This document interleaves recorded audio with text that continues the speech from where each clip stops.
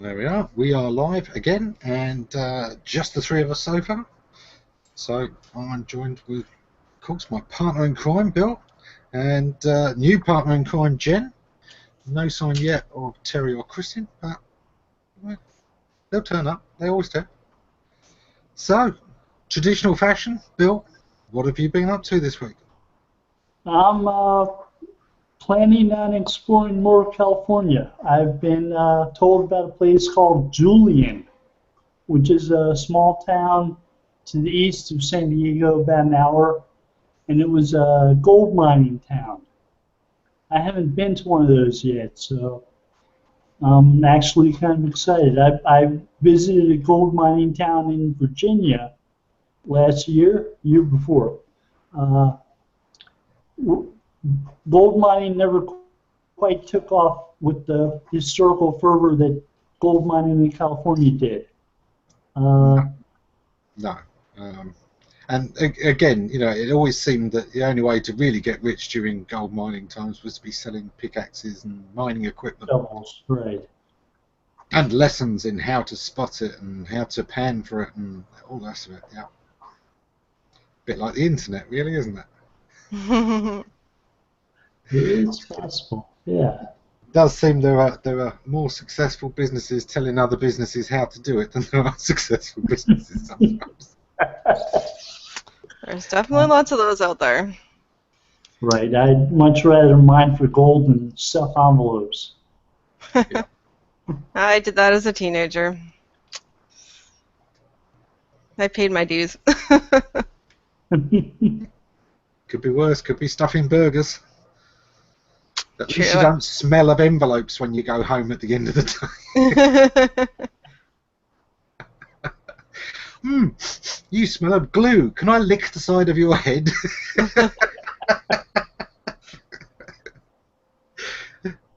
So I will put the live link for anybody that wants to drop in and join us in the chat in a minute. But Jen, how's your week been? What have you been up to this week? Well, we had Canada Day, which is kind of like the Canadian 4th of July here. So that was on Friday. So I took the day off and did Canadian things, I guess. Played ice hockey? No, but I followed hockey. Yeah. What are sort of traditional Canadian pastimes then? Other than just drinking beer, which, let's face it, is everybody's pastime. Drinking beer and watching hockey, that's like total Canadian in a nutshell right there. So basically it's exactly the same as an American pastime except a different sport you're watching. Pretty much, yeah. Sounds a lot like Britain as well, really. Yeah, drink beer, watch football. Except proper football, the kind actually played with your feet.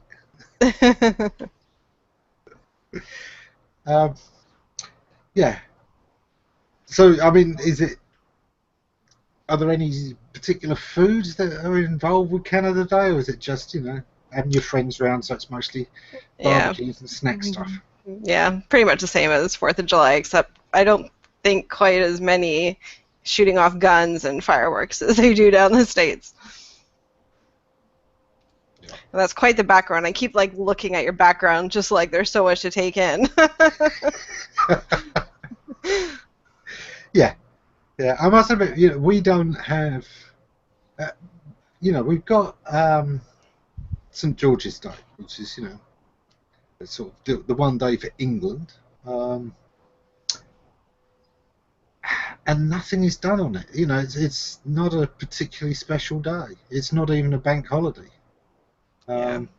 So, a couple of places I worked, we used to make something of it, and everyone would bring in a few traditional British local beers, and we'd have a sort of beer tasting, real ale appreciation afternoon or something like that. But, yeah, I don't know. What would we do as traditional British pastimes? Sit around drinking tea and having cucumber sandwiches, perhaps. Yeah, tea and scones. Yeah. I always think about England more as tea than anything else. Of course, the different saints' days are all over the calendar. St Patrick's Day, of course, is world famous. St Andrew's Day is a different day entirely, and St George's Day is yet another. So I suppose there isn't really a unified day for Britain, for the United Kingdom. St David's Day, of course, for the Welsh, just in case both of them were watching. Well, I guess technically they didn't declare independence from anybody, did they? It's an odd one. There are independence campaigns in all of those countries. Yeah. But then again, there's this very quiet little independence lot in England that are actually campaigning to get rid of Scotland, Ireland, and Wales. Well, that's a whole other ballgame right there, isn't it? Can we kick these moaners out? You know, they keep wanting their independence. Give it to them.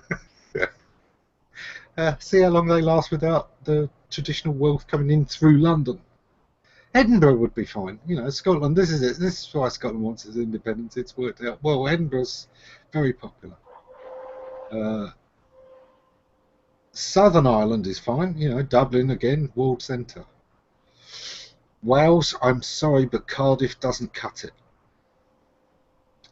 You know, it's not an international tourist destination yet. Maybe it could be, but it just isn't. Hey, Fab. Hey, Arno.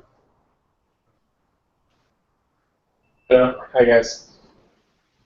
I must admit, my week has been, well, the last half of it has been very interesting. Had a rush job on. Client down under had done a recent site change and basically lost their rankings all over the place, and had to really dive into that dramatically and in quick order. I think we've resolved it, but we will, you know, not know for a couple of days, really. Yeah, well, William Rock, happy Tuesday after the 4th in Canada Day. Excellent. Bill, did you do anything special for the 4th? Ooh. I got some apple pie. It's about as special as it got. Did you eat it in front of an American flag? Just seems from watching the selfies, everyone managed to find an American flag to sit in front of recently. No, you've got more American flags in your background than I do. It's one of the things that always strikes me about pictures of America. You seem to see any small town and there'll be American flags all over it. And we don't see many Union Jacks in this country. We just don't see many. It usually means, you know, it's either an official residence and the Queen is in, or the rugby's on or something. And even then, it's more likely to be the England flag and the Welsh flag and the Scottish flag rather than the Union Jack. Hey, David. Are you guys still stuck on the Brexit from last week? No. Talking Independence Day and all the day. Hey, at least you don't have to deal with Trump. You guys are lucky. I think the problem is America's big enough that if Trump gets in, everybody has to deal with Trump. You know, America isn't a country anyone can ignore. That's true. That's true. And I've just been following Bill and his fascination with aliens under Antarctica, so... Yeah, I love John's comment as well. So, Fab, what have you been up to this week? Lots of meetings, unfortunately. I'm really looking forward to do some work, you know, sometimes. And I think like a good way to see it is like doing one thing every day at least that will impact or matter for the customer of your company. That's a good way to try to not to get swallowed into meetings eventually. the new quarter is coming, so busy time. My goal was always, three important things per day, and then I don't mind what else happens. You fit in more if you can, but as long as you do 3 important positive things each day, you're good. It's a good day. Oh no, how's your week been? It's been interesting. I've been at a meetup in St. Petersburg with some SEOs, and it's been really interesting. I was invited by SEMrush. So that was good, but again, it's good, but you don't get any work done. So it just piles up. Yeah, but the important thing, how was the drinking and how was the food? It was awesome. I mean, when you have dinner in the Vodka Museum on Friday, then you can imagine what happens. What happened? No, that was really good, and well, been taking care of us really well. And just meeting some awesome people because they were from all around, like Spain, France, Israel, Germany. There's a big difference. So it's always good to speak to all of them. So it was really good. It was. I really enjoyed it, but getting back into work then is a bit of a pain. I thought you'd given up the rest of the job and just professionally went to conference after conference now. Well, that's one of my clients said, is are you going to get any stuff done? I was like, yeah, it was a bit hectic the past 2 to 3 months, but should be good now. And then I have another conference I'm going to go this week. So, well, yeah. Then afterwards get back to Brighton in done. September, Yeah, definitely. But now I need to do some work on apps. So that should be interesting. So that's why I'm going to go to a conference. And now it's back to work. I've always been surprised, really, that there aren't more conferences in Holland, in the Netherlands, because, so much of the economy there is driven by tourism that you would think that, let's have a few international conferences here because our cities are geared, would be a no-brainer, and yet there doesn't seem to be that much. Right. Only the sort of, wandering ones every now and again. So that's exactly what I'm seeing is, so there's basically just one that when people ask me, and I said, well, there's one, it started 2 years ago, but it's more like a conversion thing, and I really like that one, but the rest is either one day or it's meetup kind of thing, so there's nothing happening. So it actually got me thinking about doing just a little event for some nice people, but we'll see if that happens. I'll let you know. You all. So, open question for everyone here, because I know, quite a few of us go to conferences. Jen, you've only recently got back from Oz. Where's the best location you've ever been to a conference so far? What's that? I think it's not so much the best location as it is the interesting places you get to see, right? Like, so I just was in Australia speaking in Australia, and I loved it. But so much of that was because I'd never seen Australia before. It was a good opportunity. It was on, it's a place I'd always wanted to go to. I really liked London, actually, going to conferences there as well. I'm not a big fan of Vegas, but I'm not a gambler, and I've just been there so many times now.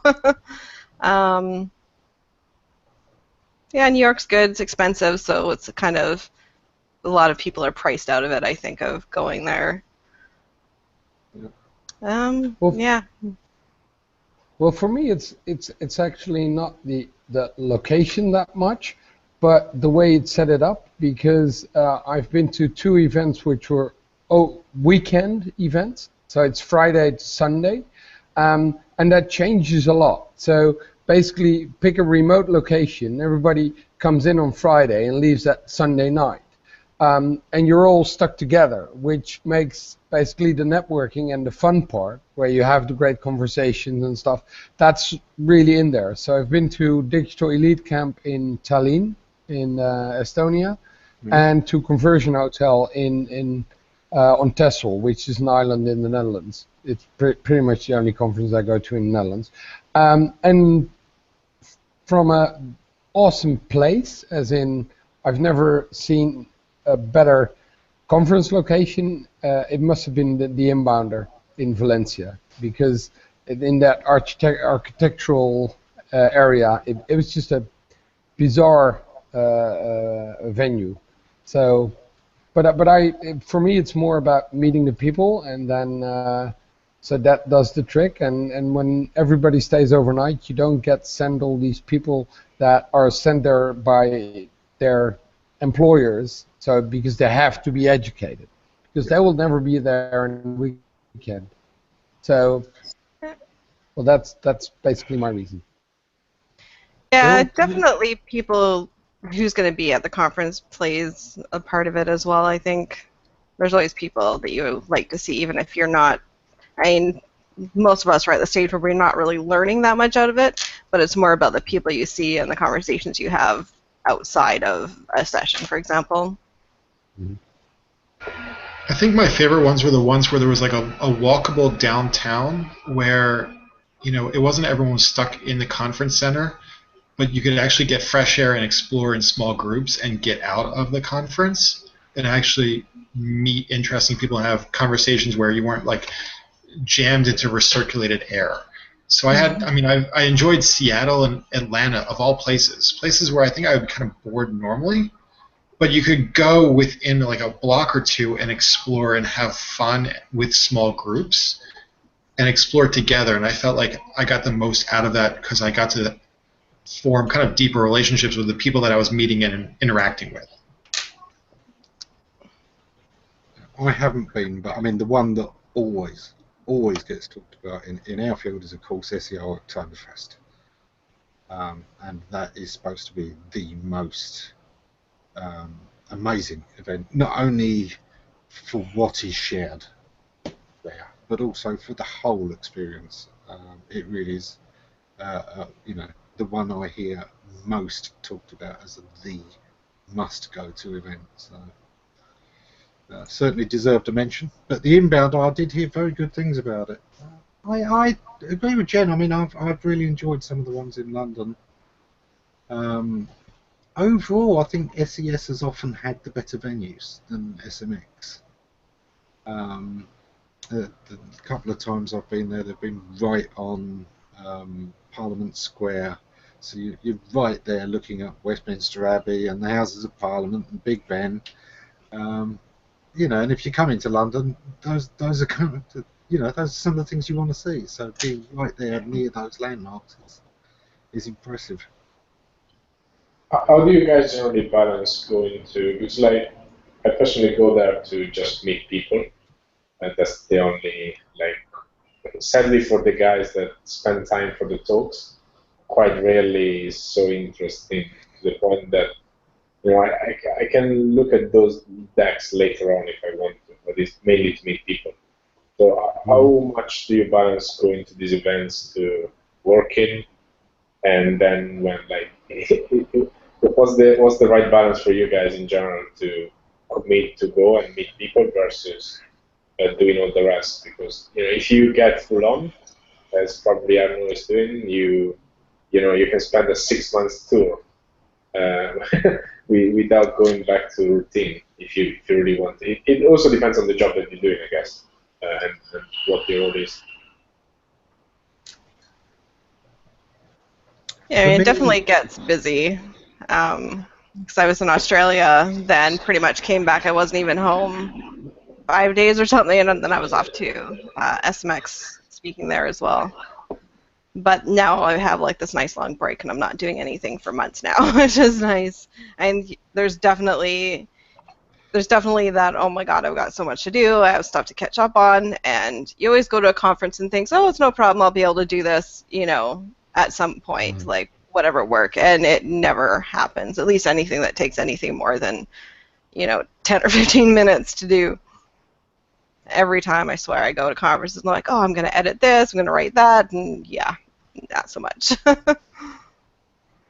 They do vary a lot. I mean, obviously, going to conferences before I was really speaking very much, I did want to see some of the presentations because I learned a lot watching those guys present, learning what I liked, what the audience liked, what worked for them, and it helped my presentations, and it helped my presentations with clients a little bit as well. Because, oh, that's a brilliant way of explaining that. Fantastic, I'm going to remember that. That kind of thing can be very useful, certainly early on in your career. Once I moved to speaking, it really does change everything. And as a speaker, it's really all about the networking. And funny enough, I'd say that SES and SMX tended to work out better for me. I think Brighton's almost a victim of its own size. It's so big that I find a lot of people get cliquey. They only deal with the people they already know because they've often gone in a big group in the first place, and it can be very difficult to meet new people sometimes. Stuff like that. It tends to be just an extension of people you've already met. More people have come up to me after I've spoken at SES or SMX and started a conversation than I found with Brighton SEO. And I think it's just because of how big the audience is. Well, and the other thing, what you see in Brighton is that, especially last time, it's so crowded. I just basically was like, let's go out and have a chat just in front of the venue, because you couldn't even have a normal conversation inside. So you just tend to just walk away, and there is a huge difference in quality of the speakers. So it's really difficult for them, even in an advanced track or whatever. When you sit there, it's like, yeah, okay. Well, is this really advanced? For half of the people, or 80%, it might be, but not in this case, not for me or whatever. So that is always a bit of a difficulty if it grows this big. And then also the networking if it's so crowded. So I really like it when you all stay at the same spot. I've seen that with Blue Glass X, but that was like 4 years ago or something. I've seen it with Digital Elite Camp, because everybody would be in the same place, and that way, out of the tracks, you'll just bump into all of the people, the speakers, everybody. So you'd have interesting conversations anyhow. And with a lot of these conferences, it's just going in and out. You won't be meeting anyone unless you really start to do that. So I like the fact where we were sat in the pub, Ammon and Fabrizio, and I like the way we had dinner with the group of 40 people that I actually didn't meet before. But you have to be open to that. You only saw them over the tops of tables anyway. That's true, that's true. Lunch was more manageable, but the evening meal, we ended up so many different tables apart. Yeah, I couldn't even talk to the people at the next table, never mind 3 tables away. But we were all there. The drinks after, yeah. It had broken the ice, so you knew you could approach everyone there. Although pretty much everyone was good anyway. Yeah, Bill, what about you? What kind of conferences? What's your take on this? I just looked at one that I've enjoyed going to the last couple of years. It was a Semantic Technology and Business Conference, and they're having it again this year as online webinars. So it's not an actual conference. It's not something you can go to. The presentations that are involved look interesting, but it's not the same when you take an actual physical conference and change it to an online set of webinars, an event like that. Very different. I don't know what inspired that change. Sometimes the smaller conferences are better because it is a more manageable crowd. You feel like you can almost interact with everybody, at least to some degree. The degree will vary, but yeah, some of the larger ones, it can be. I've always said, one of the things that people don't realise until they live in a city is how lonely cities are. Because there's so many people, it actually drives you into isolation. You collapse in because you can't deal with that many people, and therefore you kind of ignore everyone but the people you know. And I think that happens at larger venue conferences as well. I'm going to be interested to see what Brighton does in the new venue and how that changes things. But I'd certainly love to see Kelvin put some thought into how to break down those barriers and create some focused lounges, maybe, where their specific interest, and it helps you get to meet new people. Because I certainly think, we all know that networking at these events, meeting new people, having interesting conversations is one of the big draws. And I think too many of these conferences don't do enough to really leverage that part of it. What was interesting about PubCon, so a couple of years ago, it was at Treasure Island, I think, where they had the Breeze Bar. And so it was pretty much every evening, when people were done dinner or whatever, everyone kind of converged on this Breeze Bar. And so it was actually really great for networking, even though it wasn't like a venue per se for the conference. Everyone met up there. You met a ton of new people. There was a lot of networking. And then last year they changed the venue to, I think, New York, and there wasn't a central gathering place at all. And so many people came away from that conference, saying, oh, I didn't get to talk to all these people I want to see. There was like no networking or anything going on. And this year I noticed they're back at Treasure Island again, where that Breeze Bar was. So it'll be interesting to see how that dynamic changes if all of a sudden it's back to the way it was, where there was a lot more networking opportunities going on for everybody, or if it's just fallen apart, I guess. Yeah, I think even such simple things as, having two separate lounge areas, the beer bar and the coffee bar. Just in the fact it breaks down the mass, it makes it a more manageable group and therefore opens people up and will open up the conversation more. So you already know you've got something in common. You chose to go and have beer instead of go and have coffee, or you chose to have coffee rather than beer. So little things like that just help break the ice. I think something I'd like to see more of for Brighton. But yeah, the after show stuff is certainly good. So Jen, what I haven't asked Dave. What have you been up to this week? What have I been up to? Wow, I don't even know. Well, kids started camp this week, so it puts things back into perspective. But working with a lot of my clients on actually mobile search, and I posted this on Google Plus the other day, just seeing how mobile search has evolved. I know Stone Temple Consulting put out a report about the last algorithm update, but it's just interesting seeing. The example I gave was for a website, a client of mine that I didn't really think of as being very mobile oriented, and their mobile search traffic has more than doubled over the last year, whereas their desktop is still increased, but not nearly by the same ratio or the same rate. And it's just fascinating seeing how I think I know Google's trying to do things with it, but as a trend, I think more of us are becoming more apt to pick up our cell phone and do things that we didn't think of doing before, and how we use it, even in just the last year, how much that has changed. And how it has changed our behavior from a device perspective. Yeah. We're not just like doing little queries, but we're doing full-blown queries now and reading full-blown pages on our mobile devices. But I think it really changes the way we have to talk to our client businesses about how they approach mobile usage. It's not just a fringe thing anymore. It's a major thing. Yeah.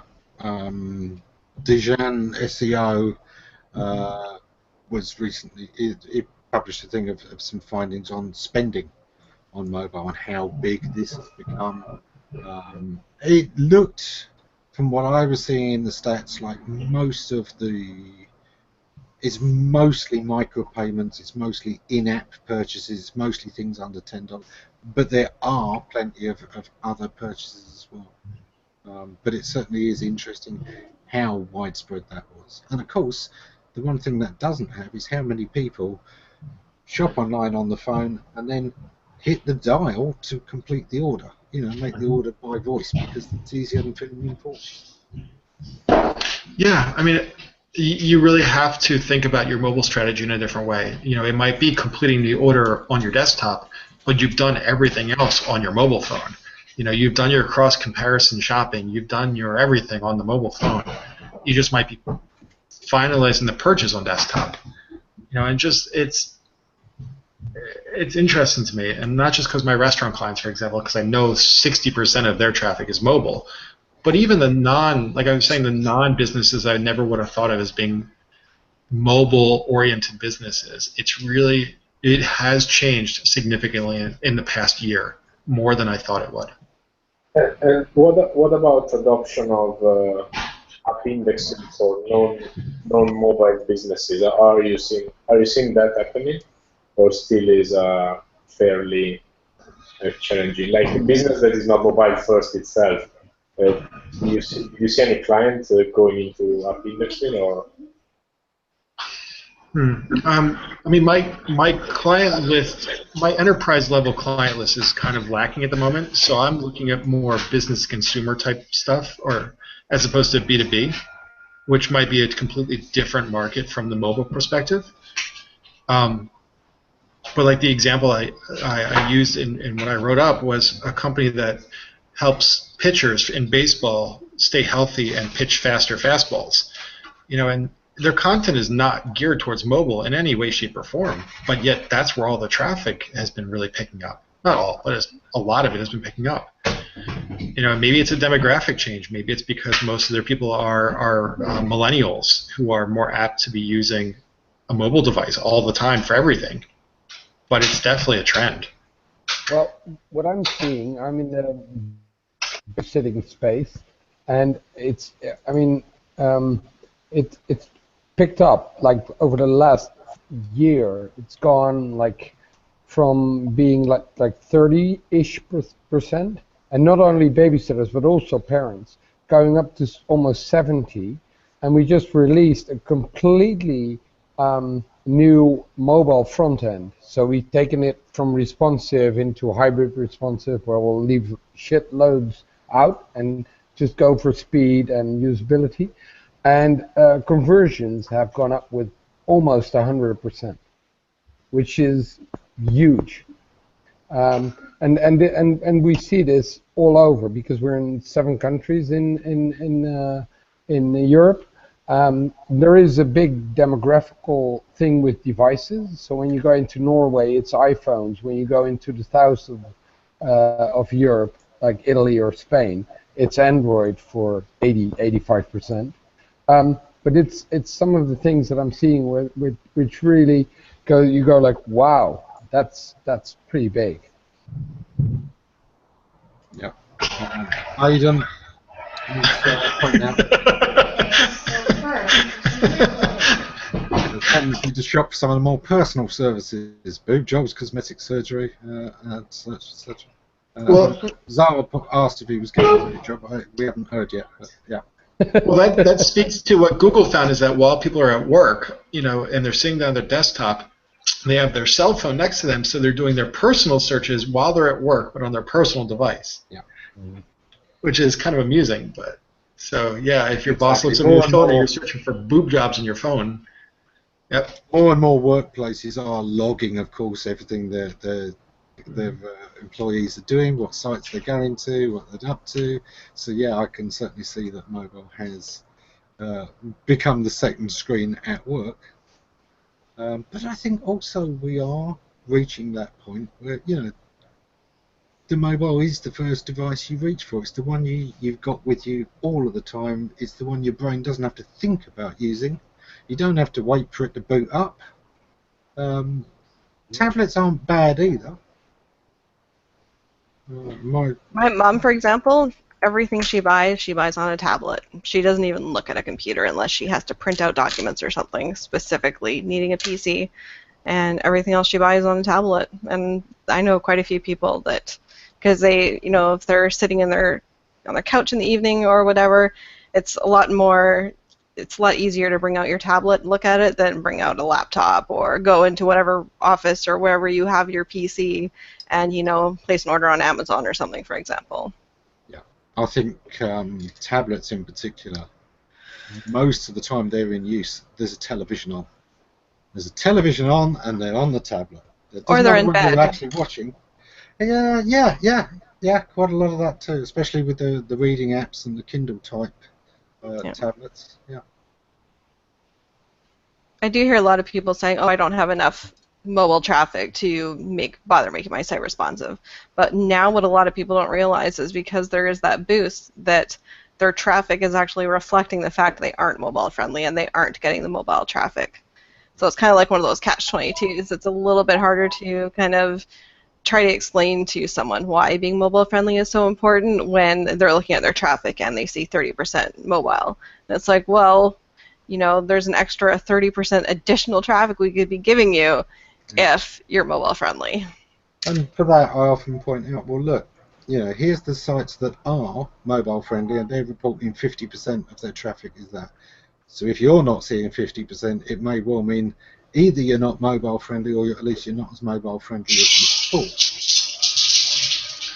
Yeah, I know a lot of businesses that think, well, nobody's coming to my site on a mobile phone, so why am I going to make it mobile friendly? I'm like, well, you just gave the reason right there why nobody's coming onto your phone on a mobile device, but also why nobody's going to search for you on a mobile device to come to your website because of what, John is giggling, I think, about that. Which is why they penalize you because you clearly are not making it easy for them to navigate on your site on a mobile device. So it's this, circular logic of I'm just not going to do it. But then they realize if they do it, suddenly you start seeing an uptick. And you can see it in the search console, by just filtering by device and seeing how it changes. But it takes a leap of faith in the beginning to think, like I was saying in my example, it's not even the cases where you wouldn't think somebody would be using a mobile device to come to that conclusion. Chances are more and more what I'm seeing is they are. And I think it's that behavior shift that we need to lead our clients even sometimes by the nose to get there because they just don't want to get to it. I think that probably, the more time passed and the more it's easy to prove and less of a challenge to go mobile web friendly in a way that you can put up few pages and A/B test for your client eventually and show them what the difference is if you want to prove that. I guess even more jump is to convince someone to build an app if they have to really be fully mobile, because on the mobile web you can iterate quite fast if you want to and you can test versus desktop. But then if you want to build an app, you probably need a little bit more conviction in terms of the investment that you're going to take. But certainly, once you've got some loyalty with your app, most apps don't get used very much, and there's a lot of apps that you install once and then don't touch again for years, if ever. But the ones that do get traction tend to be, getting a serious proportion of that mobile time. For most people, that's going to be things like their Facebook app and their Twitter app. Now, those take a lot of people's time on mobile. I've certainly seen frequent travellers, people like salesmen that are often on the road, making use of hotel booking apps, extensively. So, certainly apps are important. But yeah, a lot of the time, regular mobile search is absolutely fine. Even buying bulk metal. I have a client, a business to business, a B2B client that sells bulk metal, and he told me, he's like, nobody is buying bulk metal on their cell phone. I said, well, let's just make the site responsive. I think we found that 10% of the inquiries that come in through the web form are coming from a mobile device, because these guys are on the train going from point A to point B, and they're like, oh, I'll just take care of business while I'm on the phone, while I'm on the train sitting here. And it's a changing behavior. Mm-hmm. Or while they're standing in line for coffee. Like when I go to Starbucks, if I'm standing in line, I'm looking at Twitter, I'm looking up random stuff that I didn't have time to do before. And I'm sure I land on a lot of sites where people think, oh, no one mobile would ever care to go to my site.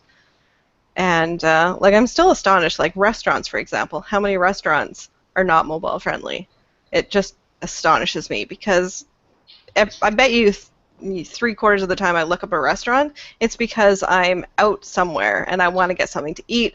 Oh, I want to have a look at their menu, and it's like you have to download PDFs and you have to side scroll, and I'm like, I'm just going to go to your competitor instead. That's one of the ones where I'd say restaurants are 70 to 80%.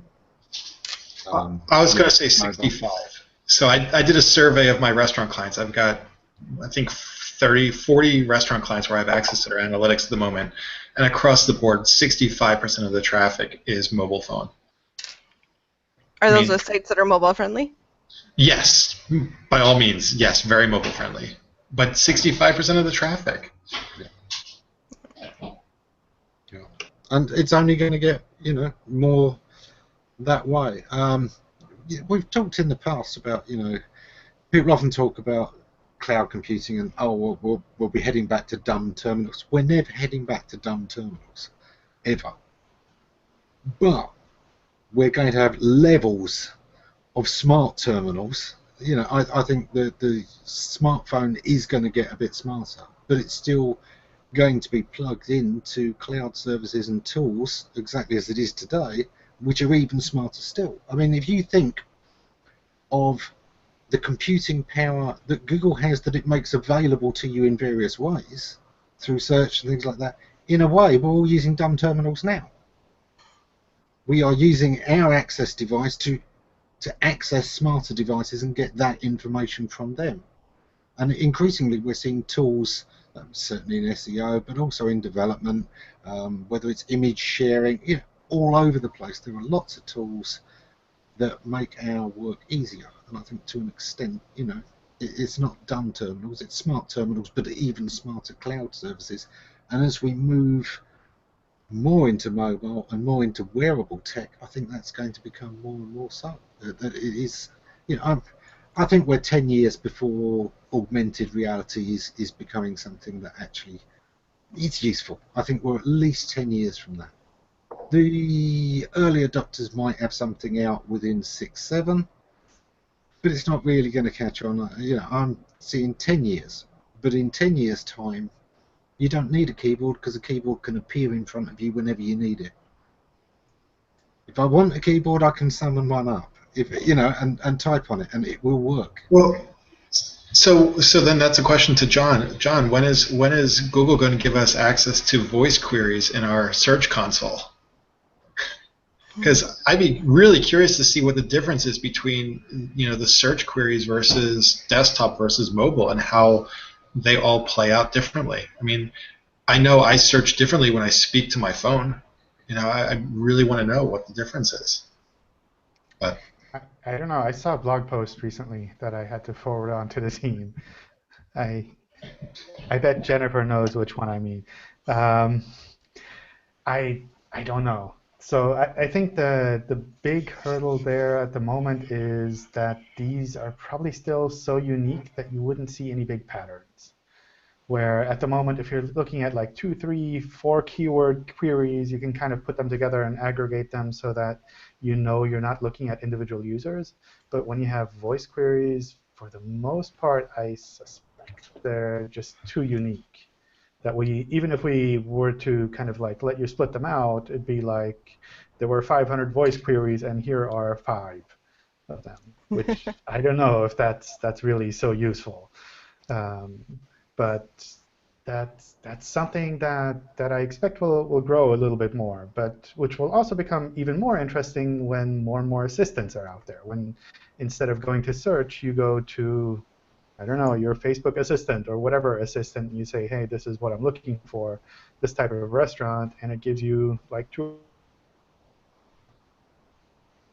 In a case like that, it probably makes more sense to get information on what specifically people were looking for. And then it's not so much like the words they use to query, but kind of almost like the attributes that they're looking for, where you say, well, restaurant with vegetarian menu near this location. And the actual words that were used to get there, they don't really matter there so much as kind of the intent of what they're looking for. But I have no idea what is coming there. I'm just purely speculating. Don't turn this into a blog post saying Google has plans or doesn't have plans. No. Totally Definitely not a blog post. We'll snip out just bits of the video and have you directly saying it. I'm sorry for picking on you. I just find it so fascinating to just understand how different people are searching on different devices, because I think it's, I mean, when I went and I found that, you know, in your Google settings you can see all of the times that you've used voice search and be able to see what I've used. Like I was looking at that going, look at how I talk to my phone. It's really fascinating. Like, and it's, I don't know, I'm just kind of curious if it's just me or how everyone else is using it. Like, I'm just genuinely curious. I think you probably want to go out to schools and see how kids interact with their phones. I know my kids, they do a lot of voice queries, but even the queries that they type in are very natural language type. So they type in like, I want to know, and this, and this, and this, but not that.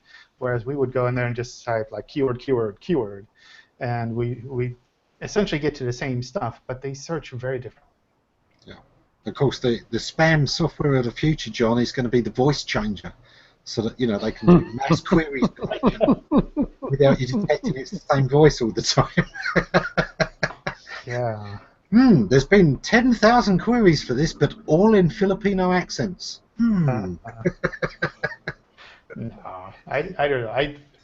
I think that at some point those things become a lot harder to game than it is to actually make a good site, which I think is kind of like the ultimate goal. It's, I don't know, there's an XKCD comic where it's like when the spam bots get so far that they actually make meaningful comments, it's like, who cares if they're spam bots? It's like, they're meaningful comments. It's like meaningful information, so you might as well use that. You have an interesting background, Ammon. Yes, yes. Well, it's important that the modern SEO be well armed. I don't know, you look like my father-in-law's basement, so, you know, it's not all that unrealistic.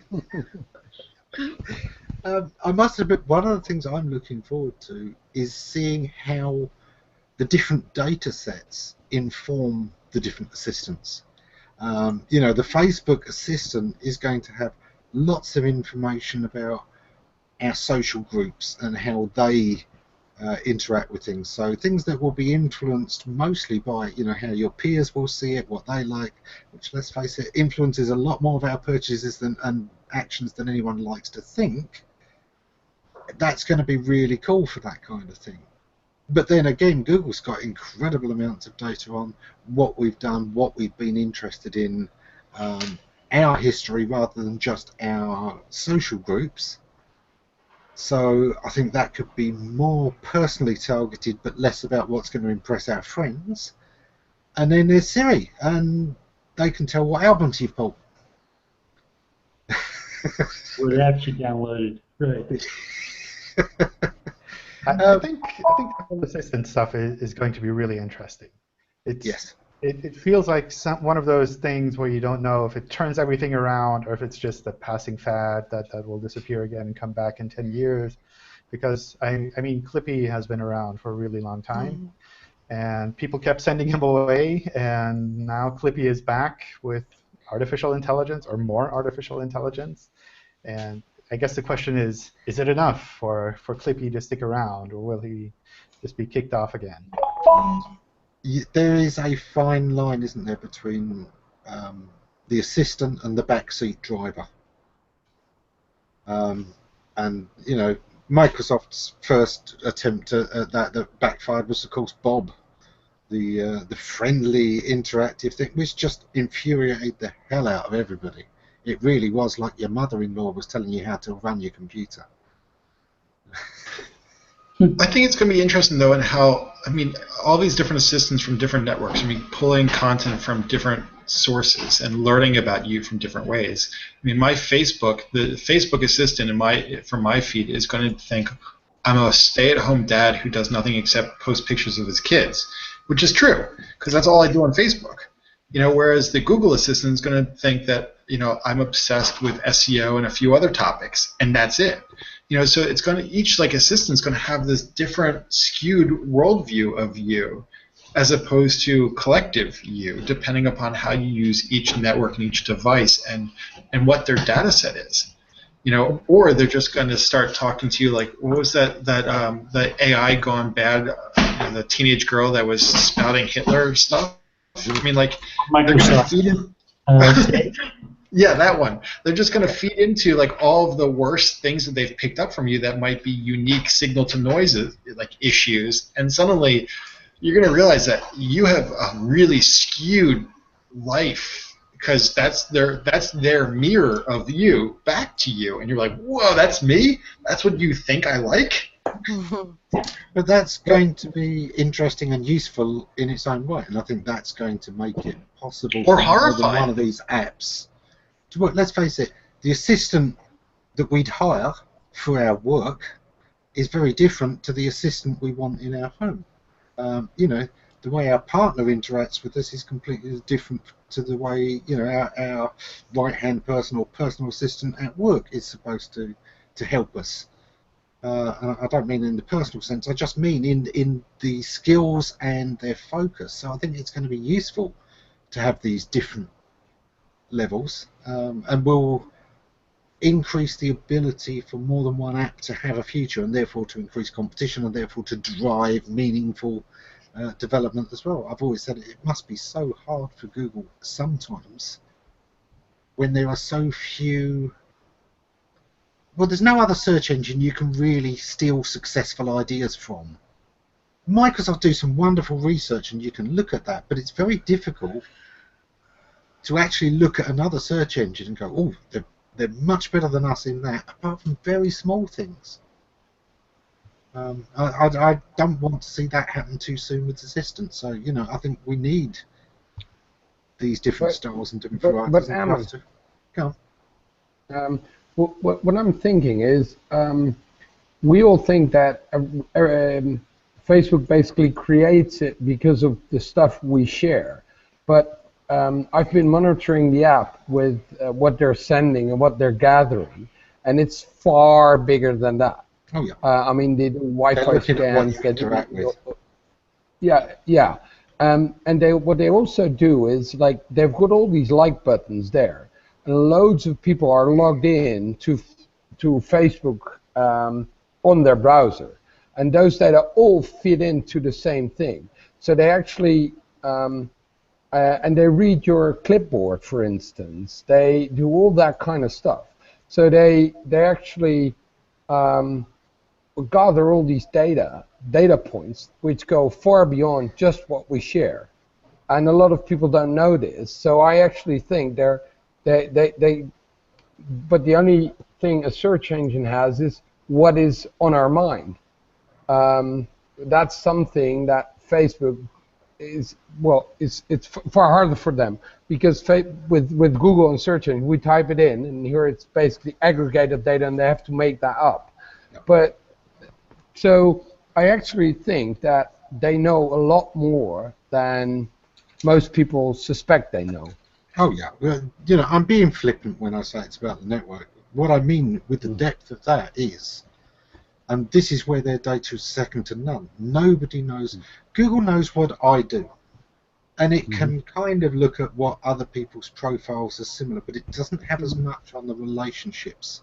Whereas Facebook knows who I know and how well I know them, and it knows the things they've liked and interacted with and how similar my tastes are, and its ability to extrapolate across social groups from that not only what I've liked and what I've shared, but also what people who are in my circles have liked and shared, and what they have reacted to. That is second to none. Nobody has that data better than Facebook, and that is going to create a far more personal. Just look at your suggested friends when you go to any meetup or talking to anybody. It's like they come up with all these people, and they probably search for your name or whatever. But it's pretty bizarre, to be honest. Do you think that Google would be a way better engine if they would have got social right and having more demographic data to connect with the intent data that you have from search? Or is it still difficult to combine? I don't know.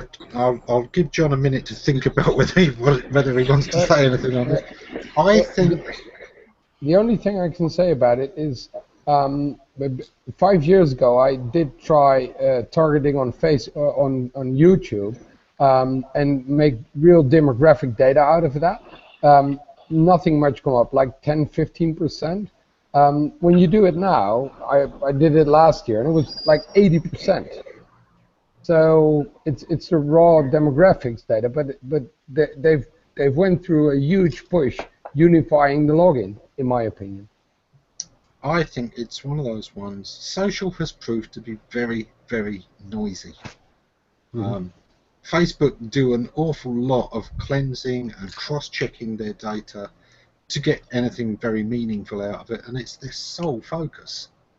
Google has traditionally found social to be very noisy, and it's going to continue to be noisy until AI gets much better at detecting sarcasm, at detecting hidden intent, at detecting sentiment. Because sentiment is still so very hard to determine algorithmically, and until it does, it's very hard to take those human signals that are possible, multiple meanings. Which, let's face it, is most things in human interaction. I think if Google had seen more value in social, they would have put more effort into social. I don't think Google Plus was ever a play to be a Facebook rival or candidate. I'd never. It always seemed to me much like an internal tool that Google released and said, look, this works for us. What are you people going to make with it? To see what we make with it and to run with that. I think Google often do things like that. I think they're as interested in our creativity and what we'll use the tools for as we are in their creativity and what tools they provide us. I think it's too easily spammable too. Like, think of all the Twitter spam out there right now. Can you imagine if Twitter shares started to become a Google ranking factor? Oh my God, Twitter would just become absolutely useless because people would be creating all these massive bot networks where, we'll share all your articles on our, million bots we have on Twitter because Google's using it as a ranking signal. That would be absolutely ridiculous. Yeah, it is a ranking signal. I know. I read it in a blog post somewhere. I think it's I read it in a top 10 list somewhere.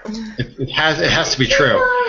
But no, I mean, you and I were chatting about this. I don't know, years ago about how our theory that the Google social experiment was essentially the Google 411 experiment in a different format. Using voice queries to do real world learning of voice, and this is just a similar thing in a different context. There's just another experiment. My feeling is that a lot of the personalization that you can bring in through like social networks and things like that, that much additional value. Because sometimes you're just looking for an answer, you just want information, and if you personalize that too much based on the existing interests or based on interests of friends, then it's almost like you're stuck in this echo chamber and you feel like nobody's giving you the right answer. They're just giving you what you want to hear. Yeah. And that effect is really hard to kind of focus on properly and say this amount of personalization from your stuff, this amount from other people, and this amount of kind of objective results based on all the other factors that we have, and then maybe different mixes for different times, but I think all of that is really hard to kind of find the right balance for. Yeah, totally. Personally, I liked in search when there was like a bit more. I'm not seeing that much recently. Every Google Plus recommendation. So knowing that this article was shared by, or this the answer by a person that is in my circle, it was very effective. Most likely, it was good. I compared to 5 articles around the subject. But that depends very much on how you have circles and groups. Because if you have 1,000 people, you're gonna get spam into it. If you are very selective, and I guess the problem with social is that people tend to add everyone, everything, with no criteria. I think there's a lot of people who still use social media in a lot of very different ways. We've all seen people on Twitter who add almost everyone in the hopes of getting added back. Well, how useful is that? And then unfollow and add you back the next day, and then unfollow and add you back the next day. Well, there's certainly some of those, but even then, I think on a lot of networks, there are a lot of people who follow a lot more people than they're actually interested in. So even the follow doesn't necessarily mean that they're interested in this person. Sometimes it's a form of interaction. There is a lot. Well, look and see how many people they follow. Like if I have a follower who I think is kind of interesting, if I go and I look and they're following 10,000 people, that's not as impressive as if they're following 300 people. Yeah. Yeah. But even aside from that, I've certainly seen a lot of people who. There's a lot of influences. We've talked about this before, David, but I've also had this conversation with Rand. Rand has a lot of people who follow him because they need to be seen to be following Rand rather than because they're particularly interested in interacting with anything he posts. And we've certainly seen this with a lot of other influencers where they've got huge follower counts. Rand specifically? Rand gets more than most, but even if he tweets something on my site, just like boom, just like get slammed with traffic just from a tweet. Like if I'm looking at analytics ever, and all of a sudden I'm like boom, I'm like 9 times out of 10 it's because Rand tweeted something of mine. Yes, but if you look That's at how impressive it is. Back is what I'm saying. The comment streams don't seem that much longer than somebody with 1/10 as many followers. So it's a mixture. We've certainly seen this with a lot of people. David, I know you've seen this again and again. Well, or you get all the followers who just leave, good job, nice post, thank you, like and what's the point of that, But yeah, I think I don't know. I mean, on social I've found that I only follow. I mean, I don't know how many thousands of followers I have on Google Plus, but I only follow like 300 people. I want my stream to a point where I can actually read it and interact with people, and that's where the value is. And I don't understand people that follow thousands of people because they don't. It's like they're collecting friends. There's no value in that. Just like with what you were saying about Rand, most of the people that share his posts haven't actually clicked the link or read it. They're just sharing. It's so There are far too many Twitter bots and auto share apps and things like that. Just add on the hashtag growth hacking. Yes. Add hashtag growth hacking to a tweet just to see how many lists you get put on. It's hysterical. Yeah.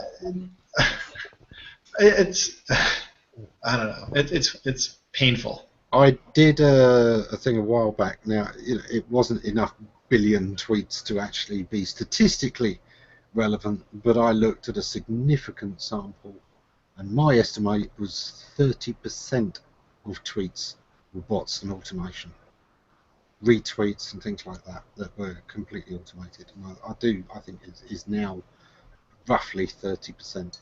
I think in some areas you'll see as little as 10%, and in some areas you'll see as much as 40%. But and so that comes right back to Fab's point. Would Google be more successful by using social more than it does? I don't think so. But I think it was an interesting experiment, and I think they certainly learned things from it, which told them partly, which signals were more noisy than they thought, which weren't far off, and also what could make this signal useful further down the line. Which ones would benefit from sentiment analysis. That's my thoughts. We are at the hour, aren't we? So, wrap up very quickly. Bill, what are you up to next week? It's a good question. I'll work on putting another meetup together sometime in the very near future, and going to do some planning regarding that. And Remember, it's important whether they go for a coffee area or a beer area. You know, we discussed this earlier. I've been going to early morning meetups, but I'm not necessarily sure that I'd want to host one. Okay, well, you know, is it bacon or vegetarian? You know, I mean, which we're going for. Jen, what are you up to this coming week? Jen? This week? I'm working, writing, business as usual. Nothing exciting, I don't think. Yeah, you always watch John's face when you say that. Nothing exciting, I think, because if he goes, yeah, you know something's coming. Fab, what's your week ahead looking?